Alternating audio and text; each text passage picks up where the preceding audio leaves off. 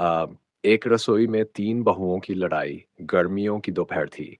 Kitchen में खाना बन रहा था और तीनों बहुएँ अपने-अपने काम में लगी थी। लेकिन जैसे ही मंझली बहू राधा ने गैस जलाकर सब्ज़ी बनाने की कोशिश की, बड़ी बहू सीमा ने टोका, "राधा, तुमने फिर से बिना पूछे गैस जला दी। अरे! अरे! पहले तय तो कर लो कि कौन क्या बनाएगा?"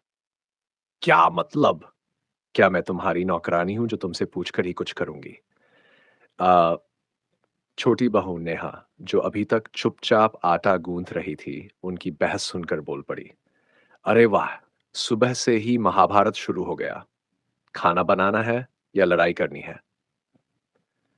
देखो नेहा, तुम बीच में मत बोलो। ये बात मेरे और राधा के बीच की है। ओह! मतलब अब ये तुम्हारी जागीर हो गई।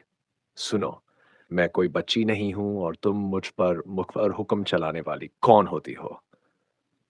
नेहा ने गहरी सांस ली और आटा गूंथते हुए बड़बड़ाई। हे भगवान!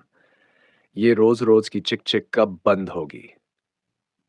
तभी सासू माँ की आवाज आई जो बाहर बैठक में बैठी थी। सासू माँ, ये क्या हो रहा है बहुओं? रसोई में खाना बन रहा है या युद्ध चल रहा है? तीनों बहुएं चौंक गई। एक पल को सब शांत हो गया।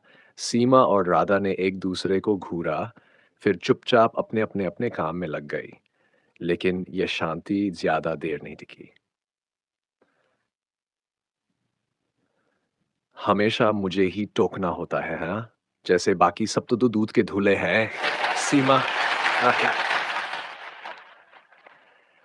अरे नहीं नहीं, मैं तो बस हवा से बात कर रही थी। तभी नेहा ने रोटी बेलते हुए ठहाका लगाया। वाह! ये रसोई नहीं, ड्रामा का सेट लग रहा है। राधा और सीमा ने उसे घूरा, लेकिन तभी सासू माँ फिर से आ गई।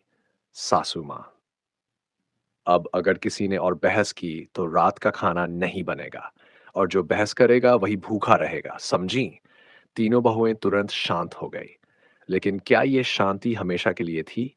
बिल्कुल नहीं, क्योंकि जहां 3 बहुएं और एक रसोई हो, वहां तकरार ना हो, ऐसा कैसे हो सकता है?